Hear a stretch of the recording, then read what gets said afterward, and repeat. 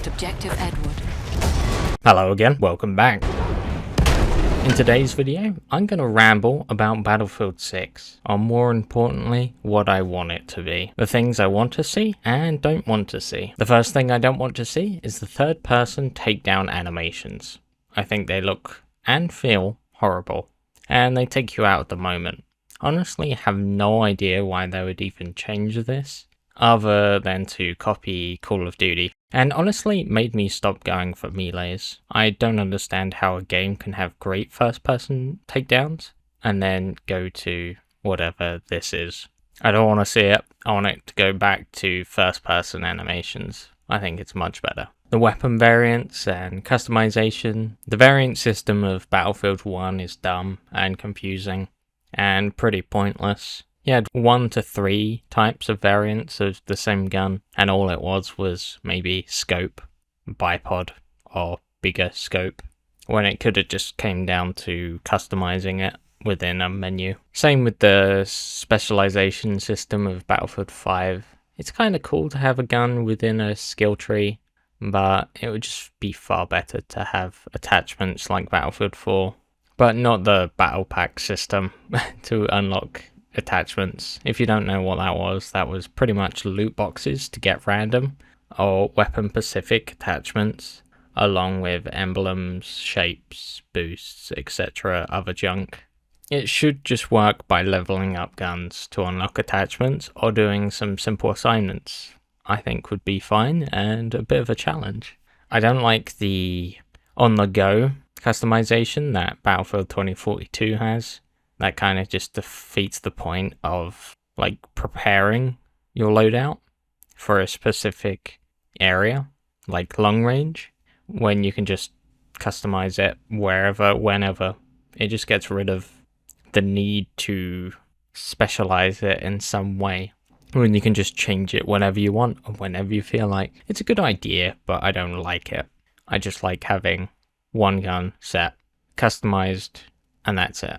Customization and cosmetics.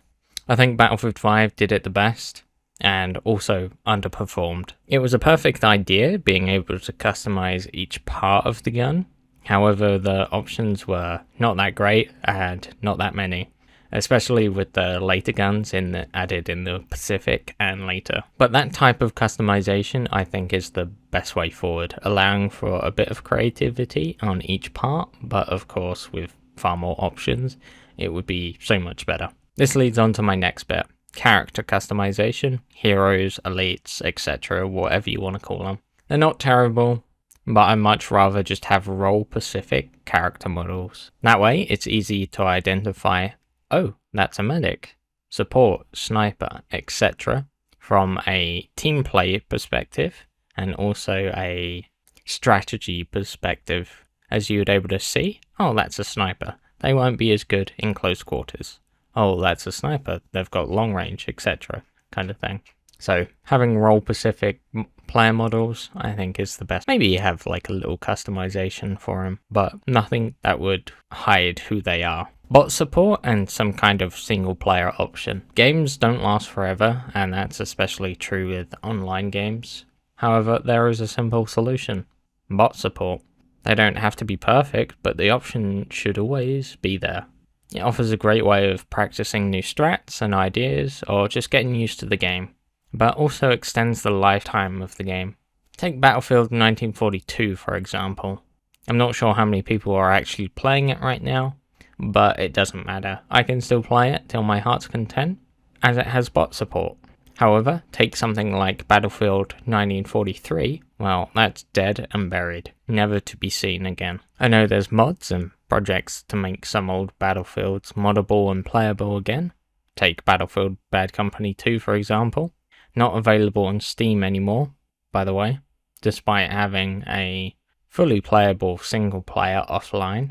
But there was a project called Project Rome, which makes the multiplayer playable again. The online services were shut down on the 8th of December 2023, alongside many other Battlefield games for the PC, PS3, and Xbox 360, making them impossible to play in the multiplayer anymore.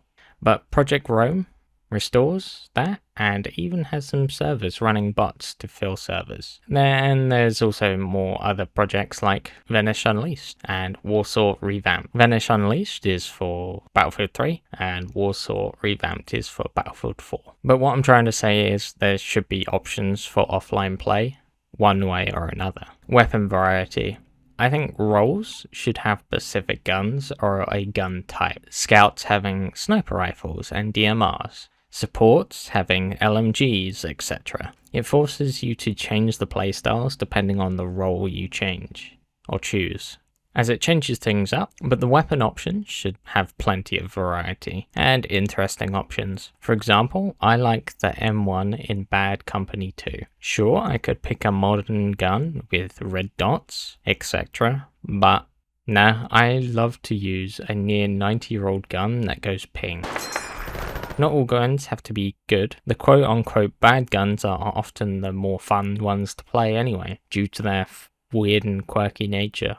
Troll weapons and methods.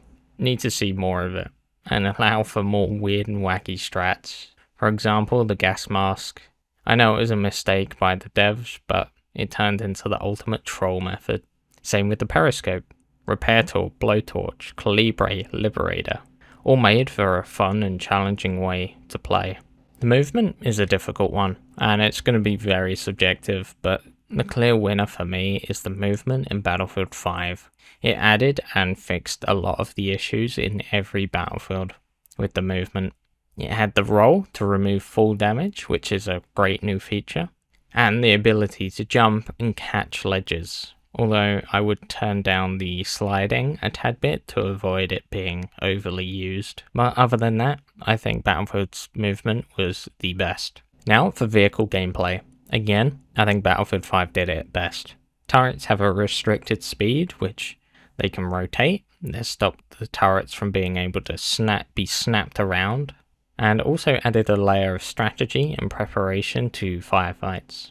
Along with the resupply stations, although annoying to build, these were a great way to resupply vehicles' ammo and health fully, and this forced tankers and planes to play around these points, and forced the movement of them if they needed those supplies, instead of the vehicles magically resupplying and healing over time after a cooldown.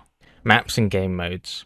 It's hard to say what maps I would like, other than just a variety of them. It's better to have a good variety than the exact same maps, or the exact same feeling maps. And I think that would include some air assault maps and some naval focused ones, not just plain fields again. Game modes I think should be obvious. Classics like Conquest, Rush, Operations, Frontlines, Team Deathmatch, Air Assault. But one I want to see the return of is Chainlink.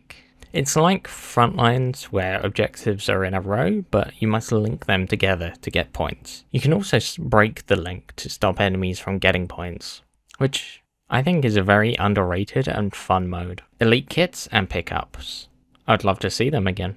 Make them return with more options. I think the ones in Battlefield 1 were very powerful loadouts which could turn the tides of the battle back into your favour, offering unique playstyles which you have to adapt to. Even the ones in Battlefield 4 and 5 were good, offering a different and more powerful piece of equipment. I'd just love to see them return again, maybe with more interesting. But I think it should be more of a full kit, rather than Battlefield 4 and 5's just one item you pick up. I think it should be like an entire kit, like periscope, 18 aids, etc. You have like a full kit, completely replaces everything. Distraction. I'm not talking about shooting an RPG at a building and it all comes down.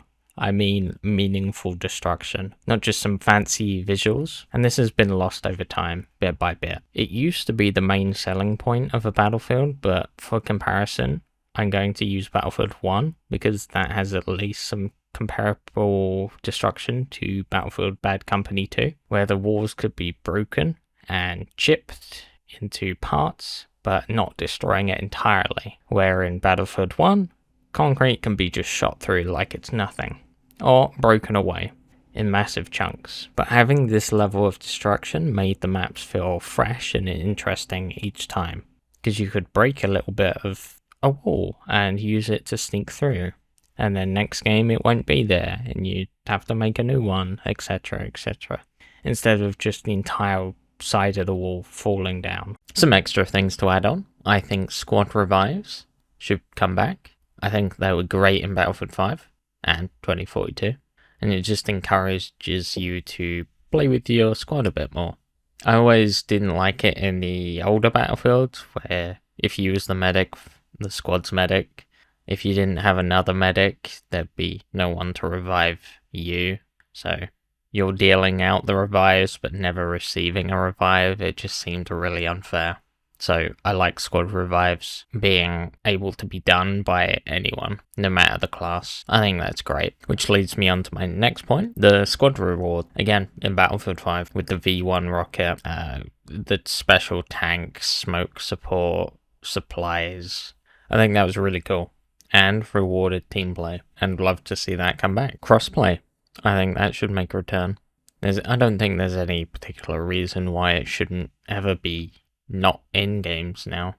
It gets rid of the divide between the platforms, and you can play with all your friends no matter the platform. I think as long as there's an option to toggle it on and off, there's no reason why it shouldn't be there. Last but not least, tac sprint. Again, this is just like another feature copied from a Call of Duty.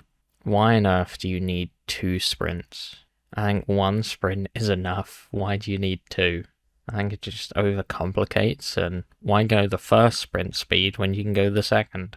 It's just this silly, dumb thing. At the end of the day, it's all subjective. What's perfect for me may be the worst for someone else. It's what EA decides to do, and that's usually whatever fills their pockets. Let me know what you think. What would be the perfect Battlefield for you? Anyway, if you haven't already, consider giving me a like, subscribe. That's all for now. Until next time, see ya.